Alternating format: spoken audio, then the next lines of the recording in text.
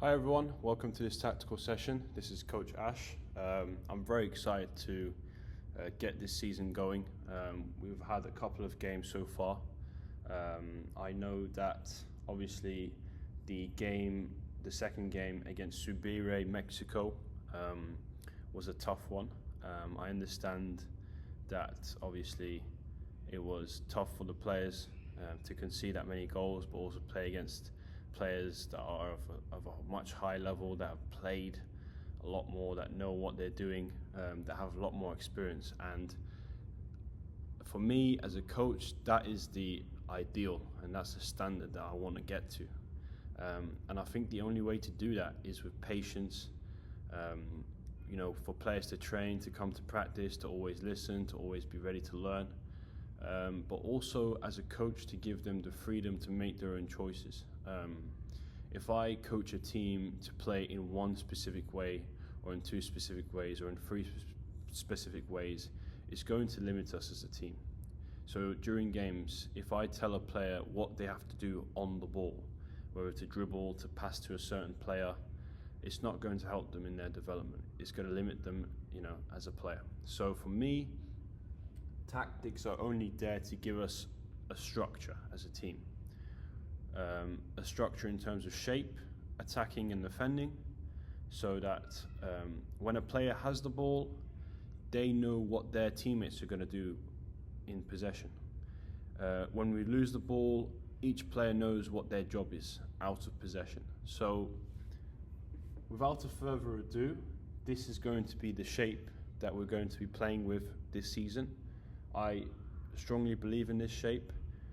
I've played in this shape as a kid and also as a professional. When we played 11v11, we would play 3-5-2 or even 3-4-3. That was the shape that I would play, and I was either playing as a left back or the left wing back. So not only do I know those positions, but I know the other positions of my teammates when I was a player. So for me, I strongly believe in this formation. I strongly believe in the details that I'm about to go into, but I just want to give a structure to the players. Now, this video might be 10 to 15 minutes long. All I would recommend is that the boys and if you're interested as well, you're more than welcome to try and watch as much as you can. Try and watch it over and over again. Try and study the details that I'm going to go through. But yeah, so we're already 3 minutes in. Let's get started. So 3-4-1. 1 goalkeeper, 3 defenders, 4 midfielders, 1 striker. Now, we are not going to get stuck in this formation the whole game. This is just a starting point. This is a structure. It doesn't mean that we're going to pass it like this and everyone's going to stay in their position. Because if we stay that way, we're never ever going to play. We're never going to get the ball because opponents can mark us and we won't be able to receive it. So we are going to break down the game into 3 different phases. So in this third of the field here, so this third, it is called the build out phase. Build out. In this third over here, so let's get that across. In this third over here, it is the middle phase. This is the middle of the field. Once we get the ball into this phase, we are officially in the middle phase. And obviously in this third of the field, we are in the final phase, final third. So defensive third, build out third, middle third, final third. So defensive, middle, final. So what happens in these phases? So in this phase, we're looking to build out from the back. If we can't build out from the back, we can then try and bypass this phase and play a direct ball into the middle. If we can't play in either of these two, so if we can't play the ball here because the opponents are marking us here, or they're all pressing us so high, let's say everyone's marked out here, then the third option the worst case scenario is that we're going to have to force the ball into the final third, right? Into the striker and everyone else that's joining the striker. So I'm going to clean this whiteboard out just to make it a little bit more clear. So we know our phases now, and that will be outlined in the document that will be shared with this video. So one sec. That's final, that's middle, and that's build. So positions. So we know our phases. Now we're going to talk about positions. So let's get the opponents out of the way as well. Positions. We have our goalkeeper, we have our centre back, a right back and a left back. This is the defensive unit. The right mid, left mid and the two centre mids are the midfield unit, and the striker is the forward unit. So that's 3 units. 3 units we're playing as. Now, left back and right back, what's your positional freedom? Your positional freedom is to play either around in these areas out wide, and if the ball is on this side, you can push up. Understood? Centre back, you are the rock in defence. You are the main guy. You're going to hold your position. You're going to make sure that this defensive third is yours, but these two have to support you. You cannot defend without these two, because you'll get outnumbered and they'll pass the ball around you. So you have this area to defend, to cover. Left back, you have this area to cover. Right back, you have this area to cover. Centre midfielders, the 2 centre midfielders. You have the middle of the field. That is your responsibility. And whoever joins in with you will help you out, right? Whoever joins in with you will help you out. But you two are responsible for getting the ball off of these defenders and into the forwards, right?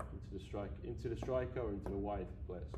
So centre mid, you can drop deep to get the ball like this, to then play it forward, or you can go high and try and receive it high and then play forward. Your job is to transfer the ball from defence to attack. Wide midfielders, you are midfielders, but you have 2 roles for the team. If we're defending, you have to defend as well. You have to defend so that we defend as 5 players. If we're attacking, you need to help the centre forward and play as a 3. So when we're attacking, we are essentially a 3-2-3, and when we're defending, my bad, a 5-2-1. A 5-2-1. Okay? So wingers, you've got a lot of work to do. Go up and down the field like that. That's your job, okay? Centre forward, you are leading the line. You're the person that when we have the ball, can we see you as an option? So if the midfielders get the ball, are you the option to get it? If you get it, can you turn and face the goal, right? Or if you get it, can we get it to our wingers who will join you in attack?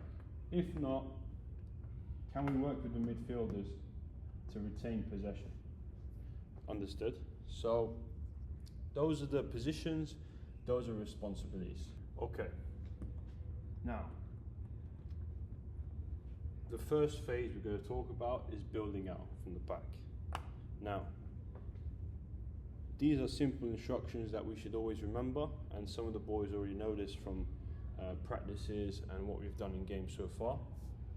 So, goalkeeper, you have this 6-yard area to place the ball in.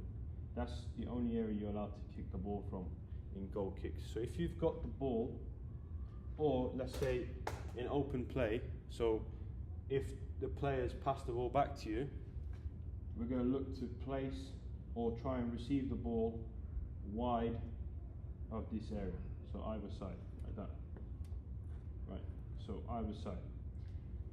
At the same time, the fullbacks need to spread out wide, like that. Why do you need to spread out wide? So that if the opponents follow you, we have more space to play through the middle. If not, at the end of the day, you're still going to get space to receive the ball because they haven't followed you. So that forced the opponent to make a decision. Should we force them to play out wide, or should we force them to play through the middle? So we have to recognize that, okay? Centre back, I want you to position yourself in front of the goalkeeper, so that if a player marks you, that still gives space for these two midfielders to get the ball. If they don't mark you, then you can drop back and receive it. So essentially, goalkeeper's got three options: either into the wide backs here, or into the centre back. So let's say he's marked, they're marked, and they're marked. Now, goalkeeper, you can't pass into these players unless you're really confident and trustworthy with those players. But let's say you can't pass them because they're marked, right? Now the midfielders and the wingers, the wide midfielders, now it's your job to try and get the ball. So you guys have to drop and try and drop deep into a wide area, don't just stay middle, because then this guy can mark each one of you. Yeah, try and spread out as much as you can. Can you receive the ball? The two midfielders, your main job is that if you get the ball, can you play it forward? Okay, can you play it forward? So let's say you get the ball here, okay? Can we play it forward into the striker or the wings, right? Now let's say the midfielders are marked. Wingers, can we find you out wide in open space? So wingers, we don't want to see you here, we want to see you here, out wide. If you get the ball out wide, perfect. We've just beat 5 players and we can play forward, right? So let's say ball's on this side, can we get into it, right? If these guys are marked, so that's option 1, this is option 2, option 3. Can the striker, so if the ball's on this side, can the striker push wide into these areas and try and receive a long pass? If you receive a long pass, then we've broken you and we're in the middle phase. The objective of build out is to get to the middle phase, right? So let's get the opponents back out. So we've got to recap now. When we're building out, 3-4-1. So when we're building out, can the full backs, can the left and the right back push out wide? Can the centre back either hold this position or come help the goalkeeper? Can the midfielders drop deep and find open space? And finally, can the striker go to the correct side of the ball and try and receive a long pass, right? Now, if the ball is played into either of the wide backs, so full backs, left backs, right backs, if you get the ball, you now have 1, 2, 3, 4, 5 options. So that option could be a ball into the midfielder, a ball back to the goalkeeper, a ball into the defender, so centre back if he comes in and supports, a ball into the winger, or a ball into the centre forward, right? So these are your options, like that, right? These are your options. Now, if the winger's lane is blocked, these are your options now. If the goalkeeper's lane is blocked, still, those are your options. If the midfielder's options are blocked, then you've got 2 options. If that option is blocked into the midfielder, the other midfielder, then he's the last guy you're going to have to play it to. You're going to have to hit it long, right? So I'm not saying because we're building out doesn't mean you can't hit the ball long. I'm just saying, can we as players make the correct decisions at the correct moment to get the ball forward, right? So your decision making is very important. So now let's say we're in the middle phase, right? If we're in the middle phase, let's say the centre midfielder's got it. If the centre midfielder's got it, and we're in the middle, we now have to think about how can we, once again, progress the ball forward. We can either progress the ball forward, or we can play backwards and recycle and reset, start building out again. So 2 options. If we're building out, can we play forward or retain it? If we're in the middle, can we play forward or retain it backwards or sideways? So let's say midfielder's got it. He's got option 1, play forward, or option 2, play out wide, or option 3, play it backwards. So, okay. Now, either options are good with me, as long as we keep the ball. That's the most important thing. And this is where a player's technique and the ability to control the ball and make the right pass is important.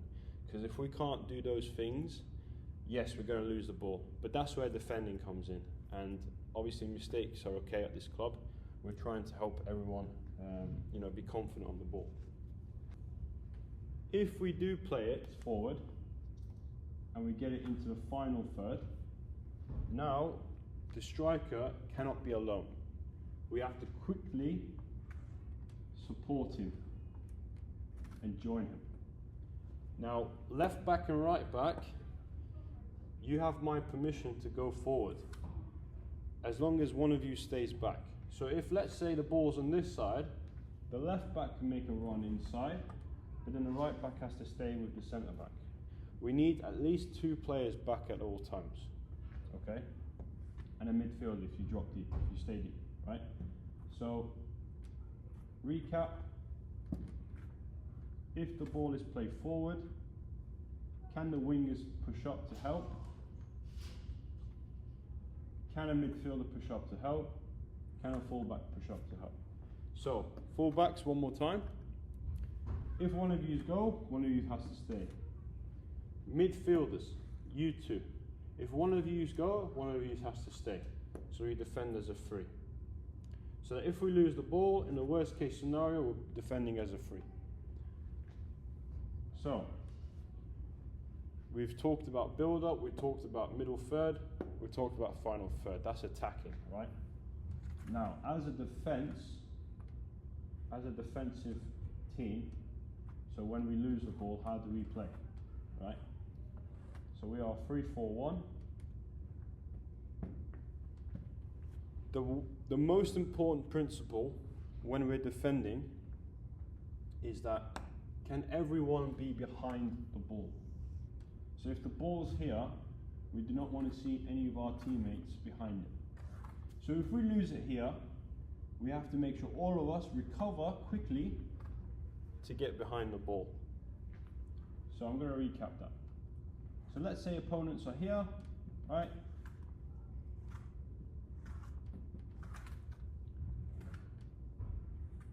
Let's say we was dribbling, we was attacking, right?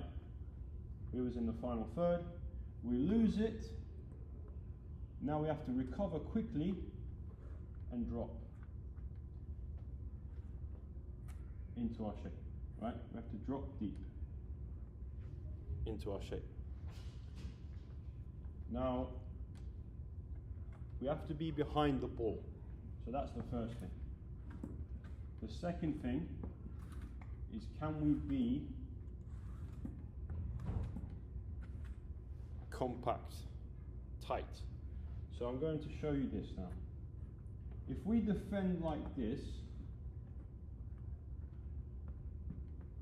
with these big gaps between defense, midfield and attack, that's going to offer our opponents space to play in.